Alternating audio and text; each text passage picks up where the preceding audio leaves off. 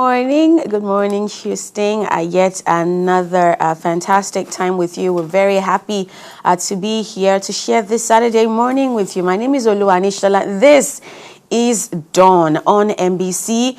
We usually grace your screens from this hour, yes, from this time till 11 every Saturday morning. And first up, we furnish you with all the stories and issues that have trended during the course of the week. We usually give interviews as well. What's Trending Houston is also a part of our package.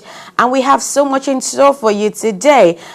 Two notable personalities will be sharing the stories with you on the show today. And of course, during the course of the show, you will be getting to learn from each of them. Prof, our in-house analyst is here as always. Thank God for that.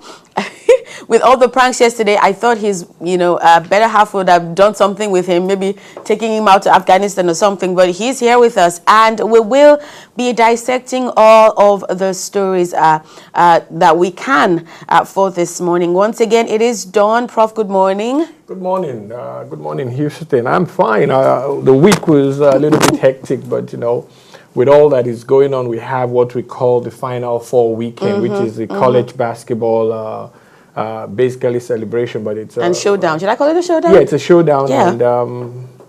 And we actually have a prominent Nigerian that has been very, very involved in it, Hakeem Olajuwon. Olajuwon, yeah. Everybody knows that. So that's something exciting to look forward to. Yes, it is. I mean, he took the University of Houston to 3 Final Fours in a row. Yeah, so that's good. I mean, amazing. He's featured prominently this weekend. All right. So like we said, we will be dissecting all of this and so much more when we come back. Please stick with us.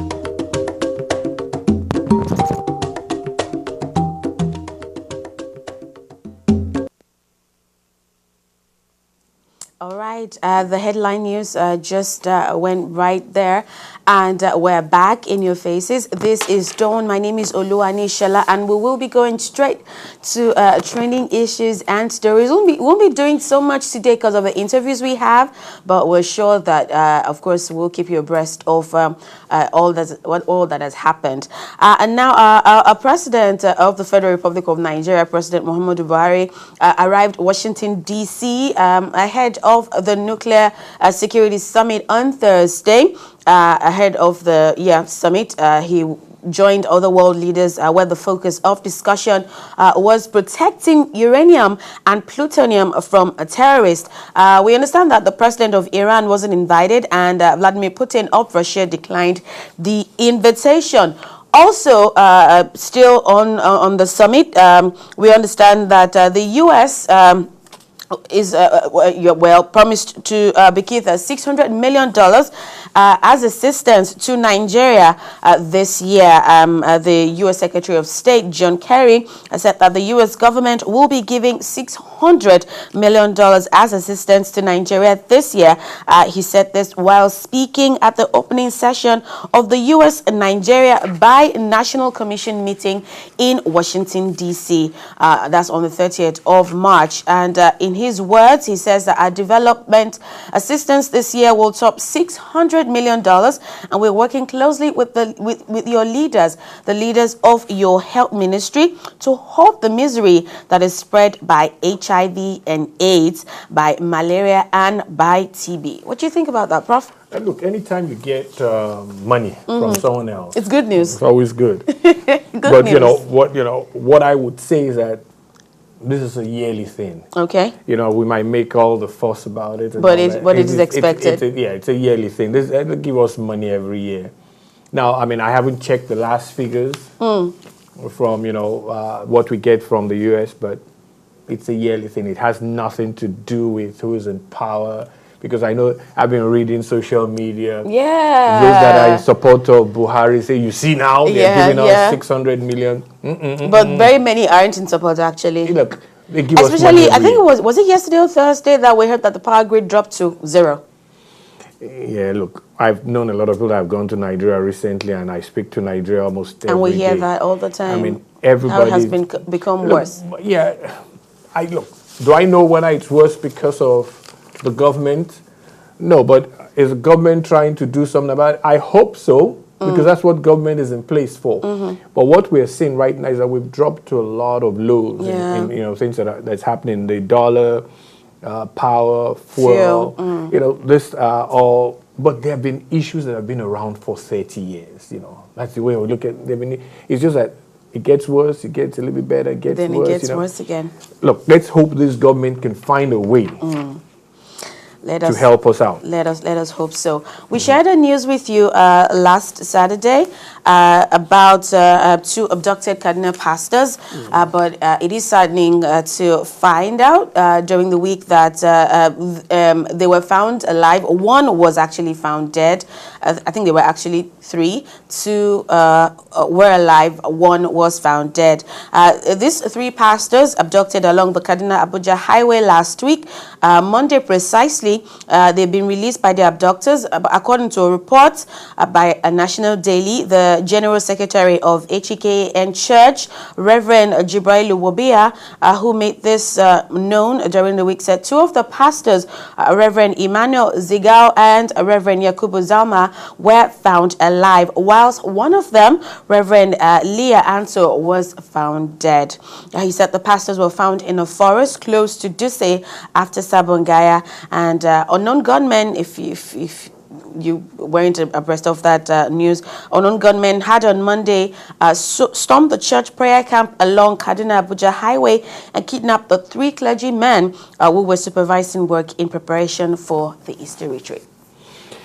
Look. Sad. Oh, yeah. It's always very sad. Because, you see, these are people that went to work. Yeah. Or went to church. Preparing for Easter. Preparing for Easter, had no business with whatever is... I mean, when I say business, this wasn't what... They were not in a war.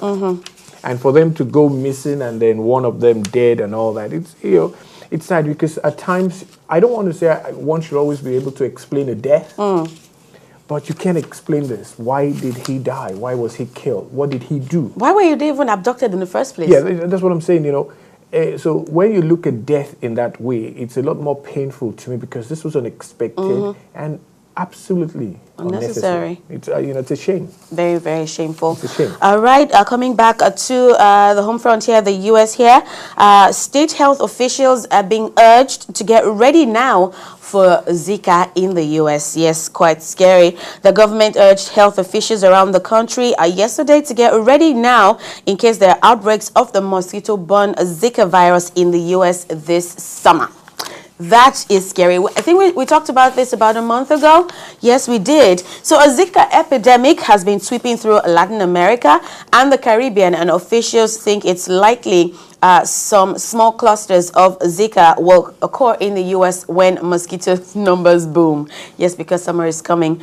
So at a Zika summit on Friday, experts prodded some 300 state and local officials gathered at the Centers for Disease Control and Prevention headquarters to make Zika response plans now. So happy that, well, plans on the way. Please just try and stay safe, people. Insecticide treated nets, repellents and stuff. Make sure that your surroundings. Okay, what? Why are you shaking your head, Prof? Look, I don't know whether it's the CDC or the WHO, and all the way I look at it, they always frighten us. Look, 2 summers ago, you would think that the whole of West Africa was going to be wiped out by Ebola. The virus. No, by Ebola. Yeah. Now, look, I'm not making light of a serious matter, but the way they approach those things, I guess maybe I think they're just trying to. Is it because I guess maybe frightening us makes it easier for them to deal with, so that it gets into the consciousness of people. But look, when you're having a Zika summit. I mean, have we gotten to that we have a summit for everything? There's a nuclear summit going on. There's a Zika summit going on. I mean, look, hey, may God look after us. It is what it is, bro. I mean, Zika, it is what it is. I mean, they make it sound as if, the mosquito bites you and you're going to run cuckoo or go, but, go loco. Yeah, but hey, Zika summit. I mean, more grease to their elbows. More grease to their elbow. I think it's just for us to just be aware and not take it with levity. I think that's what they're trying to achieve. What are you supposed to do? If you're walking on the road and mosquito decides to bite you, you just run away. You kill the one you can kill with your hand. And, look, what I'm trying to say here is that I think we're in a state in the world today that, everything is supposed to be of high importance. I mean, I agree, there's some things, but not, Not this one. Not this one, please. It's a mosquito bite. I mean, and they've already told us what can happen, when it happens and all that. But, trying to now tell us, I mean, we should start using mosquito nets in America. All right, still on health issues, we understand that the first male contraceptive injection shown to be effective at blocking sperm was, should I say, introduced? Yes. According to a scientific research, a lot of women all over the world have dreamed and hoped for some type of male contraception apart from condoms and vasectomy. The burden of taking contraceptive pills or having devices implanted has been what a lot of women have been doing to avoid unwanted and unplanned pregnancy. I'm very happy about this. So now scientists have revealed that the first male contraceptive injection would soon be available. The shot called Vasogel is non-hormonal and long-acting, potentially reversible, and has been shown to block sperm for up to 1 year. So according to the non-profit Persimmons Foundation of Berkeley, California, clinical testing of the shot will begin sometime this year. And according to the research done, a lot of men said they're willing to try a new form of contraception that is reversible, unlike vasectomy. So I'm happy with this. I'm hoping this goes to Africa because I know very many Nigerian men, quote and unquote, would not even think about that.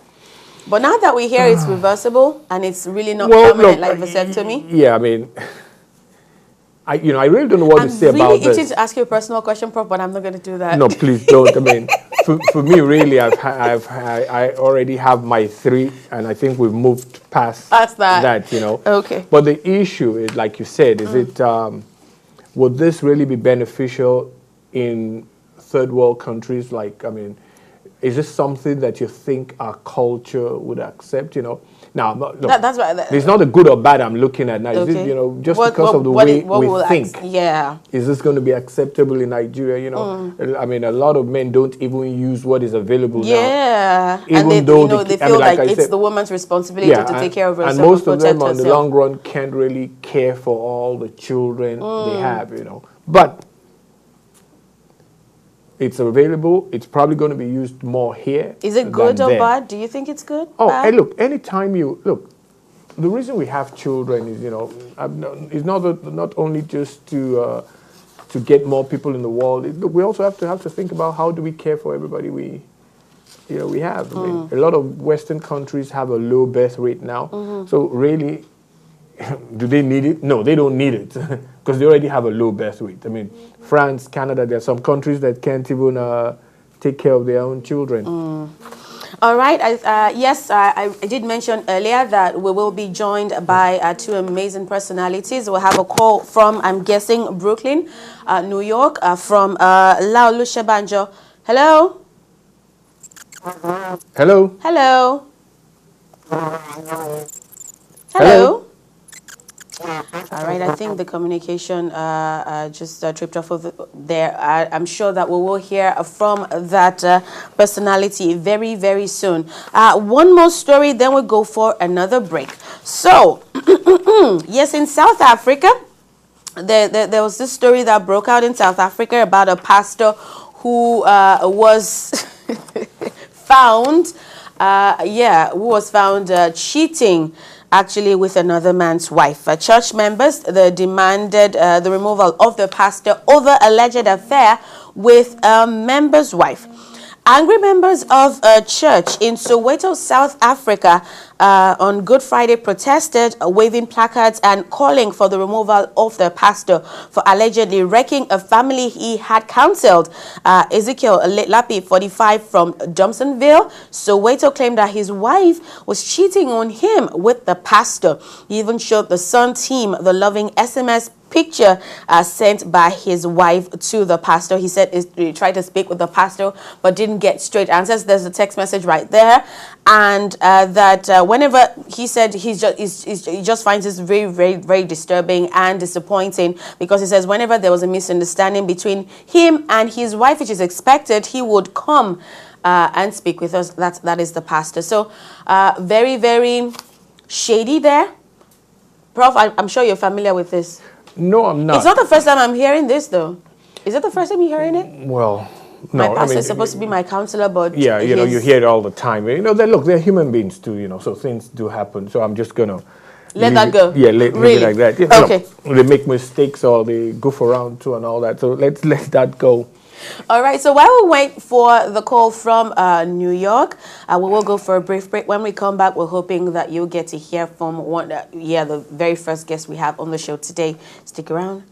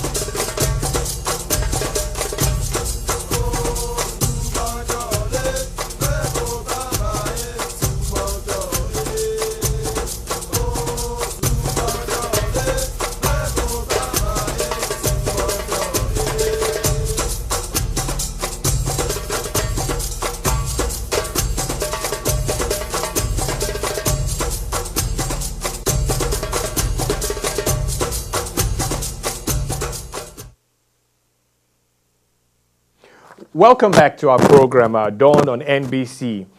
We promised you earlier that we're going to be on air today with a couple of interviews. Now, here's our first interview.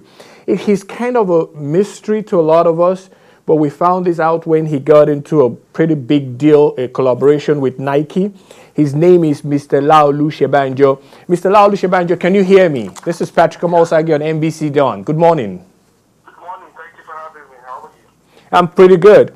Let me start with a couple of things here with you. I read in your bio and I see a very fascinating statement you make. Everything is my canvas. That's my mantra. I create on everything. What does that mean for us? I mean, I know you're an artist, but what does that mean? Everything is my canvas. Yeah.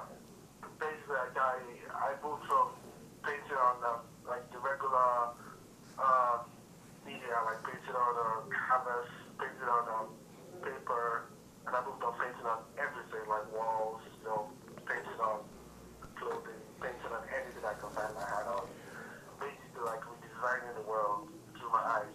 Mm-hmm. That's what I do now. So, I mean, I just think art should not be hanging on a wall and should not be confined to any environment. It should be able to move freely. That's interesting because I see also in your background, Right? you're a human rights lawyer. Yeah.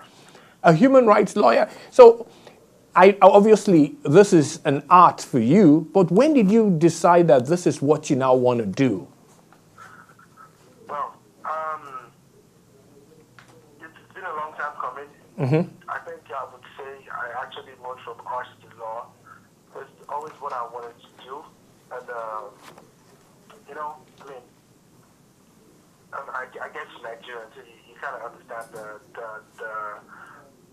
the complexities of our environment and why like my parents wouldn't have anything that had to do with art. So it was pretty much, oh, you're gonna study law, and either way, I couldn't win. So I just had to, toe the line, basically. So you heard it a lot. It took a lot of my years, but that's that. I fell in love with it. I opened my eyes, also affected the way I do my art. Right now, I do a lot of art focused on women and children and the rights of people living with, Yeah, because I disabilities and stuff. So, so that's been my journey, it's been my road. But right now, I'm just focusing on, using my art to send a message. Well, let's talk about this quickly because you talked about your parents. Obviously, that's your Yoruba heritage. I mean, it obviously has an effect or it is what draws when I look at some of your paintings, some of your art, I can relate to it, coming from Nigeria myself, even though I'm not Yoruba, but, I have mixed around with Yoruba. So I can actually see what you talk about in your heritage. But let's go back a little bit to your parents. Said there was no way you were going to say art is what I'm going to live on. So you went in to read law. And I noticed that one of the first things that attracted you, even when you got here, one of your first artwork that was put out there was the artwork that depicted the issue that happened in Miami just about the time you arrived in the country, the Trayvon Martin issue. Again, how did that, I mean, I know you were kind of new into the system, but you drew something that even when I looked at the picture, there was a little bit of real significance to it. Tell us a little bit about that, just a little bit. I mean, that case really, it messed with my mind a lot, Trayvon Martin. And, when you're coming to America, you really never know, you think you know, so then you don't until you get here. Like, nobody's ever called me black, you know? Mm-hmm. And, like, coming here and somebody addressing me as black, I always feel like a little bit odd. Yeah. And because, then I look at my skin, I'm like, oh my God, I'm actually black, And, once you're black, you technically inherit everything, issue about, the social justice movement and everything Martin Luther King talked about. So I had to do a lot of digging in and a lot of research. And, just broke my heart to see that, you know, a lot of social injustice happens like on a daily in the United States. And you know, as an artist, it's the art is my voice, and I believe art should reflect, you know, your environment, should reflect your time, and also the fact that, you know, the whole legal system was pretty new to me. Okay. You know, back in Nigeria, we don't have the jury system, so I mean, it was kind of interesting and fascinating to watch, you know, the prosecution and the defense go back and forth, and you know how the jury can actually make submissions to the judge, and you know, we don't have that. We don't. I mean, I thought it was kind of strange that people who didn't have a legal background would actually make a judgment on a case. Appointed to the court, you know, but look, like you just said, that's a big difference in the legal system with in America and a lot of other places. Well, let's end with this. Let's end with this. Now, for someone with such social consciousness like you have, how then did you now move into what I call, not now, social consciousness is different, social injustice or social justice. Now you've moved into what we call popular culture. Now you have this master of air, your collaboration with Nike. I mean, Nike obviously is the biggest sports manufacturer in the world, you know, and their shoes in particular, you know, we all crave for it. I mean, the biggest seller and all that. Now we're looking at some of your pictures of, you know, what you've done with the swoosh sign, you know. Yeah, give us a little bit about this collaboration, so, you know, because it's interesting, really, really interesting that you, coming from where you are, is now working with Nike, the biggest shoe manufacturer, sports shoe manufacturer in the world. So tell us a little bit about that. I mean, to be honest with you, I still have to pinch myself, like every day, like, did that really happen? You know, I mean, it's a blessing. I'm grateful, and it's an honor to, you know, to be like invited to be named as Master of Air. I mean, in my wildest dreams did not think that I'll be working with Nike at the moment. So I've been doing my work, and they kind of found me. You know, I have a couple of people who work with them who've been following me on social media, and like they've been checking out my work for a while, and they've gone through a lot of, like, when I met with them, you know, they told me, oh, we have to vet you, we have to do this, we have to do that. You know, they have very, like, crazy bureaucracy and long process and all that. But, I mean, the platform they gave me is something that, you know, like, they have, like, a cult-like following. You know how that's like true. You said, you know, like Nike has a cult-like following. Yeah. Look, Mr. Shebanjo, it's a pleasure, you know, just to meet you and to talk to you. I mean, because these are kind of the inspirations that we need as a people, just not because of being your Nigerian background, but, you know, just for what you're doing for art, for the sake of art. Black, white, it doesn't matter, but just for the sake of art, this is the kind of thing we really appreciate. And we really hope at some time, if you come this way to Houston, we'd love to have you in our studios and all that. But thanks a lot for joining us. I'm really happy to do it. Thank you for having me. I appreciate it. Yeah, thanks. Have a really good morning. You too. Yeah, bye-bye. Ladies and gentlemen, this is one of those things we love to really put out there for people of Houston here. Here's a young man that arrived from Nigeria and is doing great things, you know, just not his social work in justice system, a lawyer, but now really an artist and working with the biggest sports shoe company in the world, Nike, and putting the designs together for them. So let's think about that in bringing up our kids and all that. Let them have the ability to explore their gifts. But we'll take a break. When we come back, we'll be doing another interview, this time with someone right here in the studio. And then Shola will take that over. She remains Nishola, so she'll take that over. So we'll take that quick break and we'll be right back. Please join us then.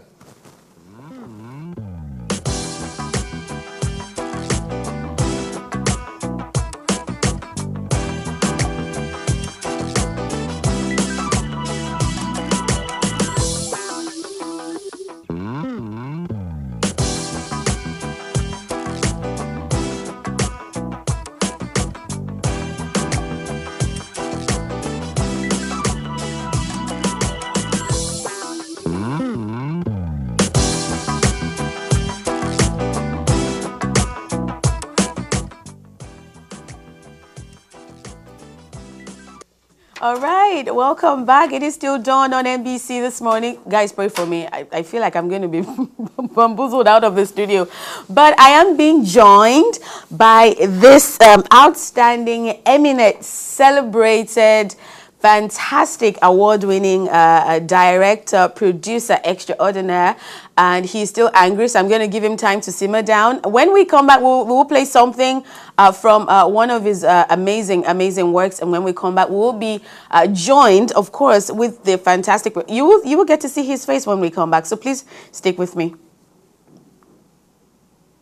Ladies and gentlemen,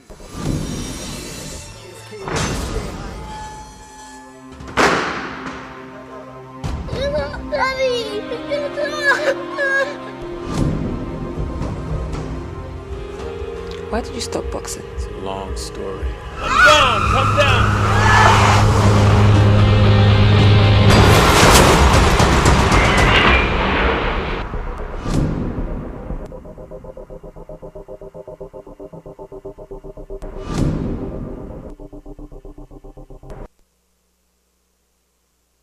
All right, people, I am being joined by Mr. Obi Emelonye. I don't know if I pronounce that. I'm not Igbo, but see his face.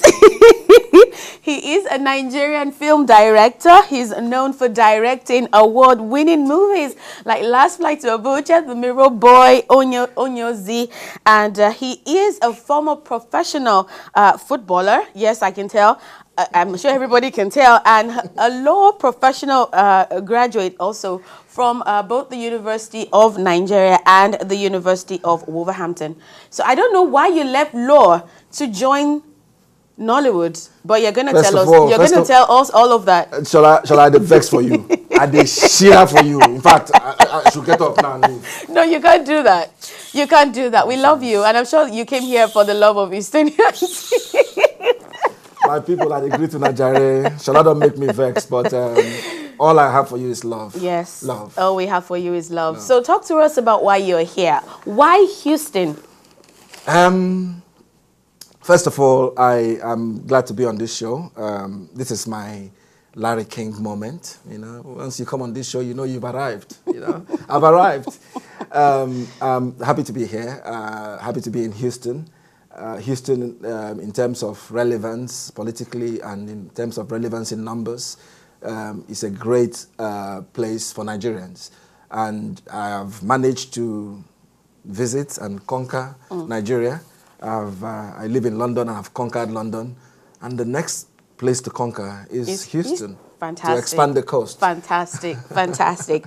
So talk to us about the very reason why you're in Houston at this time. Because I'm sure you may be a vacation, but I'm sure as an Igbo man, there's really one very, very, very pertinent reason why you're in Houston. So talk to us about that. We're having a premiere, a gala premiere for one of my new films. It's called Oxford Gardens. Okay. And we celebrating Nollywood and bringing Nollywood closer to Houstonites and letting them understand that an industry exists without a lot of money, without a lot of training, who are pulling their weight and representing Nigeria.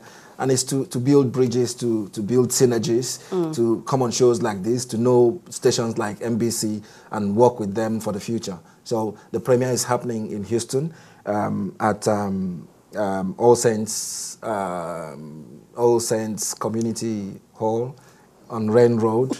And it's this evening at 9 o'clock. It's going to be a night of glitz, a night of glamour, a night of music, dance, comedy, and then watching what is what has been described as a very sensational Nollywood film. Okay, so that title is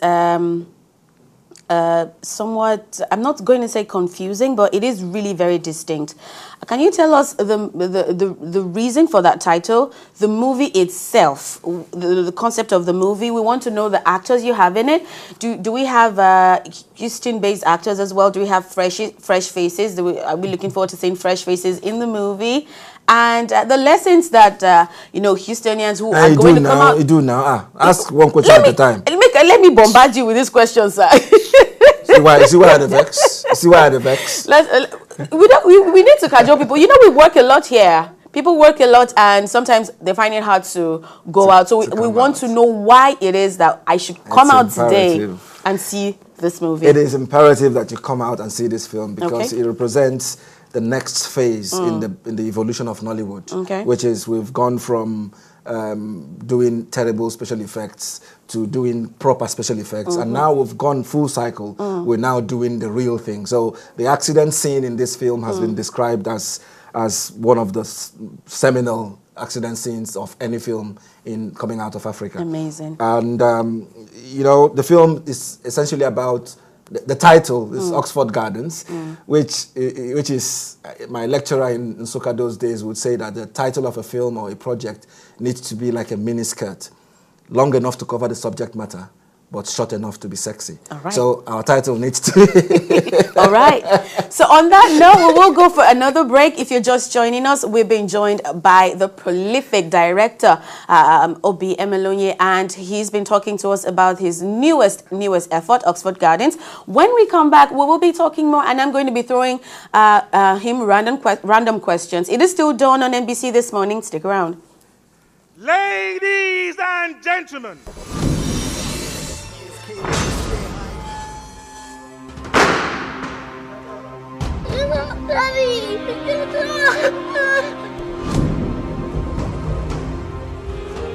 Why did you stop boxing? It's a long story. Come down, come down.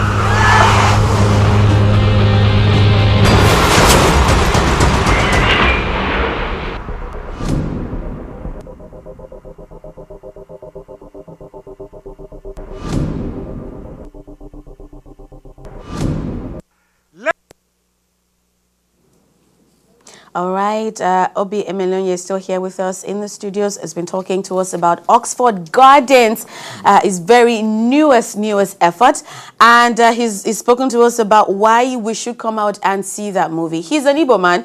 He's going to do much more of that cajoling before he leaves the studios this morning. But I'm going to throw to you a random question. Before you throw your question, can I just cajole them in native languages to just tell them? Fantastic. Okay. Fantastic. I'm going to get to that. Let me start with Yoruba. Ẹjọ́ àwọn obìnrin àti ọkùnrin. Ẹjọ́ báwa comot sí All Saints. Láṣẹ onyonyo film. Oh my God. Ẹjọ́ nítorí Ọlọ́run. I'll speak in Igbo. Yes, please do. Ndị be anyị biko ekele m unu. Nwanne unu nwoke Obi Emelonye n'ebe a asị m bịa nọnyere anyị na ihe anyị na-eme taa. Ọ ga-adịrị unu mma. Udo dịrị. Ndụ mmiri ndụ azụ. Adụ in Kalabatu. Odadi otang odani otang ogana fentang. Say ka eto si pasi yoma si bongo ukwa izo. So I'm sure that if you don't hear Yoruba, you hear also. That's it. That's it right there. He will be giving us the details of the premiere again before we go. But yes, to my random questions. Yes. So, yes, Mr. Obi. So when someone passes gas in a crowded room, who do you think is guilty? The quiet one or the one who makes the most noise? People pass gas around here? Yeah, they do. They do. In London, they don't pass gas. They do here. They just belch. They do here. Cool. So what do you think is guilty, actually? So, okay. It depends. What do you mean it depends? You're in a room and something like that happens. Who do you think? If I'm in the room with somebody, it's always the next person. I'm sorry. So even if the person is quiet or not? If Okay, let's say a room full of people. I'm a psychologist. I read faces. Okay. So I need to read their faces. Whether they're quiet or they're loud, you can read the face, you can read guilt. So I'm going to be ambivalent in that answer. Okay. So do you agree or not? You do not borrow money from someone who counts groundnuts in his hands before pouring it into Gary? Do you think that, can you borrow money from that kind of person? You can? Yes. Okay. So that they look alike does not mean pregnancy and a big belly are brother and sister. Yes or no? They are brother and sister. They are brother, yes. How? One is for the woman and one is for the man. That's brother, sister. Oh my goodness. What does the E in email stand for? E in email? Echo. A cool On meal. that note, A cool meal. let's go for a brief break. When we come back, we'll be rounding things off with Obi Emelonye this morning on Dawn. Stick with us. Ladies and gentlemen.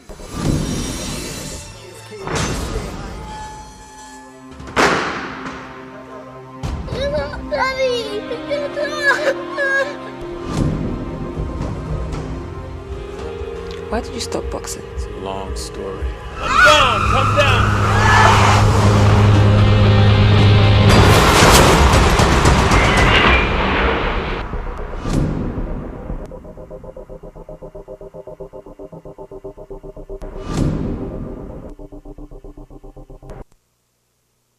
All right, welcome back. Oxford Gardens, a movie by the prolific director, outstanding personality, Obi Emelonye. A tale on love, courage, resilience, strength. Yes, and I saw some boxing shots in there, so yeah, watch out for that as well. He will be reiterating the details of the premiere. Please come on out en masse and join the party, because I'm sure it's going. Wait, is there an after party? Of course, that's why we're having a venue. Okay. You know, when you go to Rome, you behave like the Romans. Oh, okay. And I know Houston is the party capital of Yes, it America. is. So Yes, why it go is. to the cinema and waste that opportunity? No. Let's do it in a place. Let's take the extra effort to buy a projector and buy a screen to show the film. But let's do it in an environment where they'll be comfortable. All right. They'll be at home. They'll be partying. So you're going to be having so much fun, people. One last time about the venue and details and stuff. It's happening. And the time. It's happening from 9 p.m. today at All Saints Community Hall, Ren Road. I think it's 13403 Ren Road. I don't. Yeah, you don't try.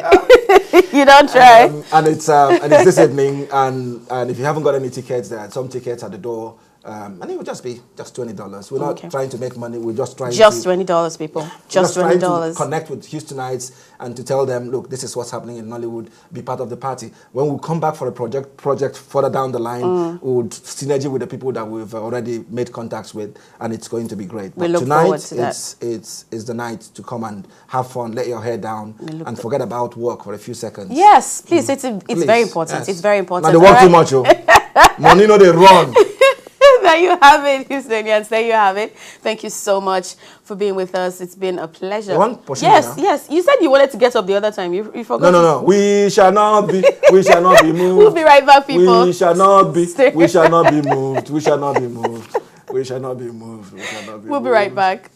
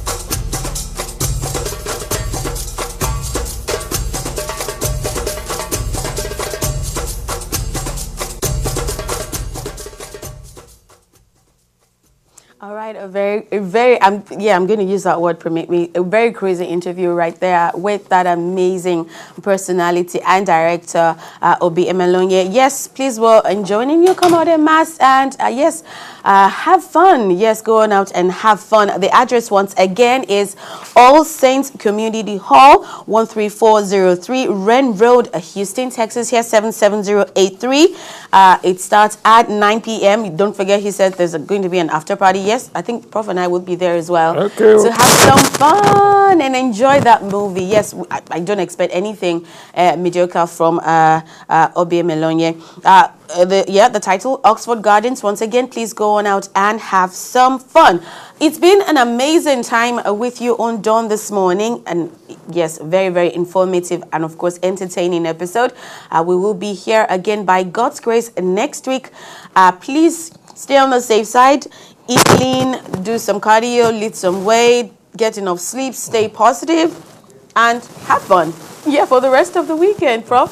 When did you become a physical trainer or a nutritionist? I'm working on that as well, so I'm trying to ginger myself. I mean, everything you said is right. It is. But, I was just wondering when you changed profession. But anyway, I mean, it's been a fun day. I mean, I think the interview with Mr. Shebanjo, yeah, it was where you really have someone that comes as well. from a very different, unique, a lawyer, a former human rights lawyer, is now an artist and a very well-renowned artist, to be working with a company like Nike. And even those pictures of those shoes, even though I don't think I can wear those shoes, but I mean, I know a lot of people Obi can. as well, Yeah. used to be a lawyer before he created his own company, Nollywood Factory. Yeah, it's been a blast. Thank you so much for hanging in there with us. We will be here by God's grace next Saturday. Until then, please always stay happy and stay positive. Bye. Bye-bye.